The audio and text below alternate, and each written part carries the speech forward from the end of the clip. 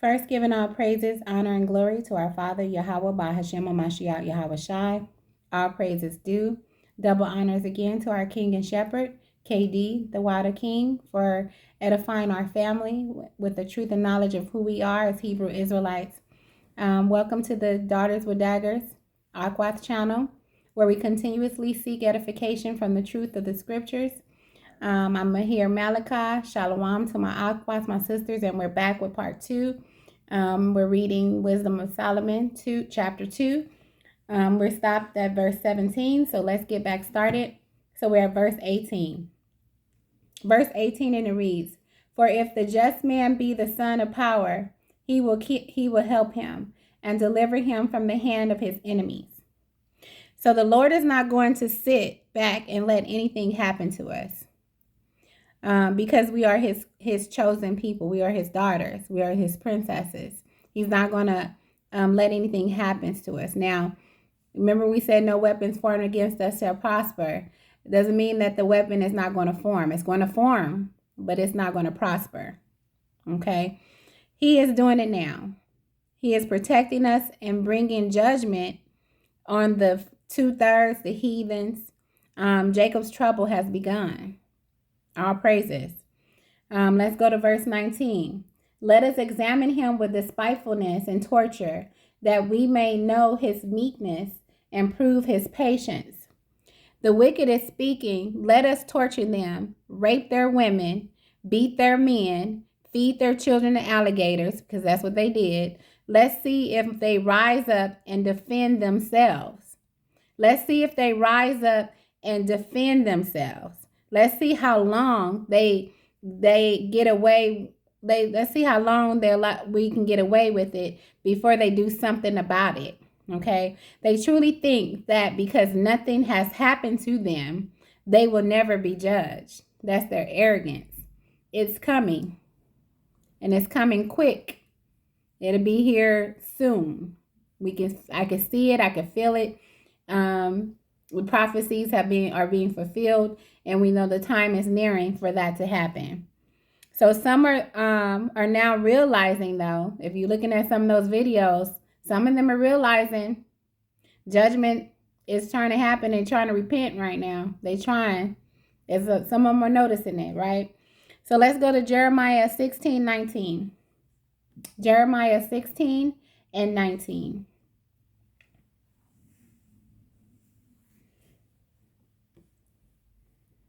Jeremiah 16 and 19.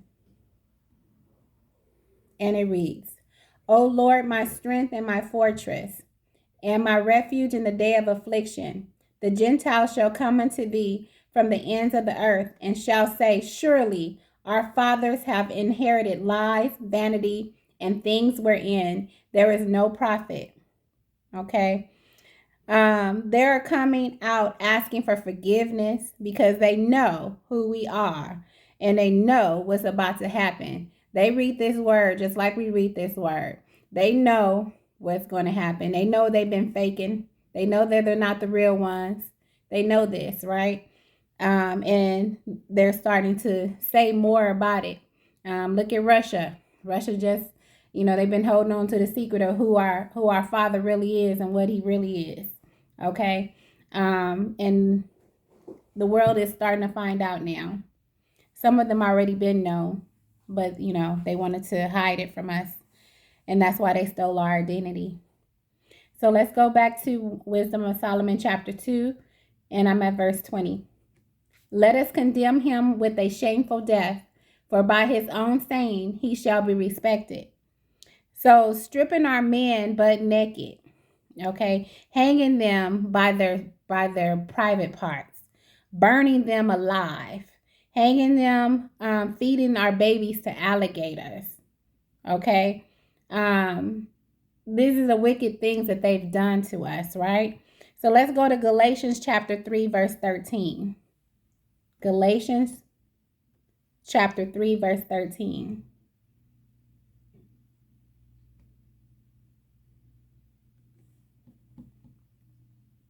And it reads, "Hamashiach hath redeemed us from the curse of the law, being made a curse for us, For it is written, cursed is everyone that hangeth on the tree. Okay, New Living Translation. But Hamashiach has rescued us from the curse pronounced by the law. When he was hung on the cross, he took upon himself the curse of our wrongdoing. For it is written in the scriptures, cursed is everyone who is hung on a tree. Okay, remember that. So let's go back to Wisdom of Solomon chapter 2, and we're at verse 21. Such things they did imagine and were deceived, for their own wickedness hath blinded them. Solomon said in this verse that the wicked's imagination is dead wrong. They are deceived in thinking they will not face off with our power. They're deceived in thinking that they're not going to feel the wrath of our Father. When he say vengeance is mine, vengeance is his. And he's coming back to show that. He's coming back to take back what belongs to us by force. All praises. We're going to get our kingdom back. We're getting everything that was taken from us back. All praises. Let's go to verse Salakia. Let's go to Colossians chapter 3, verse 24 through 25. Colossians chapter 3, verse 24 through 25. And it reads, knowing that of the Lord ye shall receive the reward of the inheritance, for ye serve the Lord Hamashiach. Okay. Verse 25. But he that doeth wrong shall receive for the wrong which he hath done, and there is no respect of persons. Okay. Our Father don't care who you are, what you are, your age, your gender. He doesn't care about all that. Or he's going to get you. He's going to get you. He's going to get you, Salakia. He is going to get you. He doesn't care. He don't care if you're a baby. He don't care if you're a grandma. He doesn't care if you in the middle. He doesn't care if you're old. It doesn't matter who you are. If you're the president of the United States or if you are the governor, the senator, he doesn't care. Okay? He's going to get you. It doesn't matter who you are.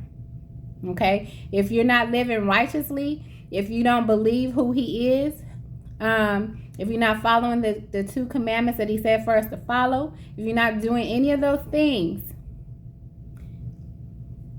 then you're against him. If you're not loving your neighbor, if you're not loving your brother and sister, if you're not loving your king, if you're not living righteous with your king and your family, if you're not taking care of the things that you're supposed to take care of, if you have a tongue that's like a snake and you're cutting people with your tongue, if you're doing things that is not a power, he is going to get you. Okay? He's going to, and he don't no respect. That's why I have to check myself daily as well. Every day I get up, I renew my mind is renewed every day. Making sure it stays on him, making sure that I'm doing what I'm supposed to do as a wife, as a mother, as a sister, making sure that I'm doing all that I'm supposed to do and following the guidance and leadership of my king and our shepherd, KD. Okay, all praises. So let's go back to Wisdom of Solomon chapter 2, and we're at verse 22. As for the mysteries of power, they knew them not, neither hoped they for the wages of righteousness, nor discerned a reward for blameless souls. The wicked don't know this word or the heavy judgment awaiting them. Instead of living a righteous life and reap a reward of the power, they choose wickedness. Look around you, okay?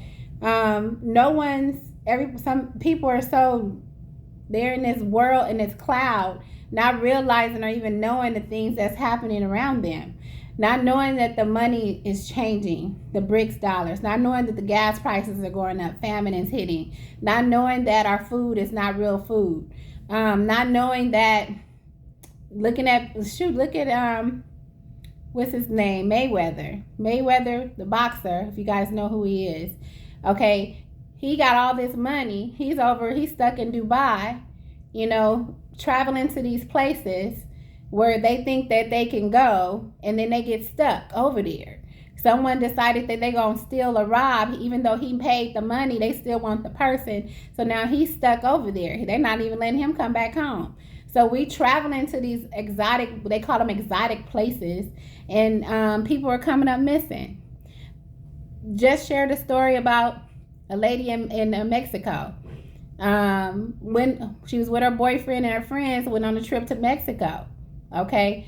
Went to the restroom. They was at a restaurant, went to the restroom, and someone snatched her out of the restroom at the restaurant. They went looking for her and they couldn't find her. So they filed a missing report, but they had to leave. They had to leave Mexico. They're going through the border. They're driving through the border. They happen to look over. There's a car next to them, and he sees his girlfriend sitting in the back seat. So he's yelling and telling the federales that she's missing outside the report. It's her, but he's calling her, but she's not looking. She's looking straight ahead. When they get to the car, okay, they look in the car. She's dead. Her legs is missing. They stuffed her with drugs. Okay, she was dead when they looked in the car, but she was stuffed with drugs. That's why she looked straight ahead, because she wasn't living. So what I'm saying is, wickedness is happening, okay? And we're so, not we, but they are so oblivious to what is happening around them, okay? So they have no idea the Most High's judgment to come, and that's their ignorance. Okay, think about the bunkers. They're building these bunkers. They got food, cows. That's where all the real food is going, in these bunkers, right? They're down there building all this, thinking that it's going to keep them from facing the destruction of our power, and it's not. He's going to get you in those bunkers as well. Okay, let's go to Isaiah chapter 60, verse 14.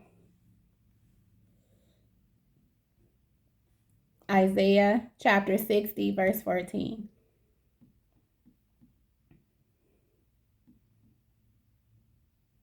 And it reads, "The sons also of them that afflicted thee shall come bending unto thee, and all they that despise thee shall bow themselves down at the soles of thy feet. And they shall call thee the city of the Lord, the Zion of the Holy One of Israel." Okay. New Living Translation, "The descendants of your tormentors will come and bow before you. Those who despise you will kiss your feet. They will call you the city of the Lord and Zion of the Holy One of Israel." All praises. Now let's go back to Wisdom of Solomon chapter 2, and we're at verse 23. "For power created man to be immortal and made him to be an image of his own eternity. Power created us, his people, to live for eternity." Okay, we're going to have everlasting life. We're going to be able to dwell in our kingdom that they've taken from us. Let's go to Romans chapter 6, verse 22 as a precept. Romans chapter 6, verse 22. And it reads, "But now being made free from sin and become servants to power, ye have your fruit unto holiness, and the end everlasting life." All praises to Yahweh Yahweh Shai. New Living Translation for that. "But now you are free from the power of sin and have become slaves of power. Now you do those things that lead to holiness and result in eternal life." All praises to Yahweh Ba'Shem and Mashiach Yahweh Shai. All praises due. Now let's go back to Wisdom of Solomon chapter 2, verse 24. "Nevertheless, through envy of the devil came death into the world, and they do hold of his side, do find it." Okay, they chose to follow the wicked one. They choose to follow him. They are still following him right now to this day. That is our 2/3. That's the heathens. That's the people that's surrounding us. Okay, they made that decision. Let's go to John chapter 8, verse 43 through 45.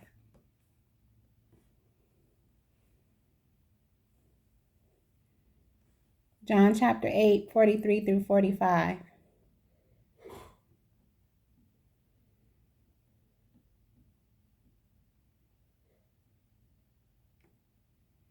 And it reads, and this is Yahweh Shai speaking to us. Why do ye not understand my speech, even because ye cannot hear my word? Ye are of your father, the devil, and the lust of your father ye will do. He was a murderer from the beginning, and abode not in the truth, because there is no truth in him. When he speaketh a lie, he speaketh of his own, for he is a liar and the father of it. Verse 45, and because I tell you the truth, you believe me not. Okay? So, we as sisters, I just wanted to remind you that the enemy, as I mentioned before, knows everything that we know. And he's trying to get us to keep us from that finish line. So we have to make sure that we keep our minds on our Father, Yahweh, Yahweh Shai. We got to make sure that we keep ourselves fed with the word. And we got to make sure that we spend that individual time with our Father. Make that time to talk to your dad in prayer and talking to him. He's always there. He's always forever present. So this concludes our lesson of Wisdom of Solomon chapter 2. We are free, sisters. We're free, okay? It's going to happen. They're all going to get what they deserve. We just got to stand strong, and we just got to keep the faith, and we got to be patient. If anything, this captivity should have taught us patience, okay? Tribulations work patience. We should be the most patient people here, okay? Know the time is coming. It is. It's coming. You can feel it. You can see it. But do know also that the enemy knows the time is coming as well. So you got to make sure that you stand in your square. You got to make sure that you know that this war, this battle is not a one we can fight, okay? It's not a carnal war. It's a spiritual one. And the only person that can defeat the spiritual fight to help us get through it is our power, okay? So I love you. I love you. I love you. I pray all is well with you guys. I pray that you guys are blessed. I pray that you guys have everything you need. I pray that you guys are standing strong. I pray that you're healthy, mentally, emotionally, physically. And I just, want you to know that power loves you, and so do I. All praises to Yahweh B'Shem Mashiach Yahweh Shai. And here is out. Shalom, my sisters. Love you. Peace and blessings.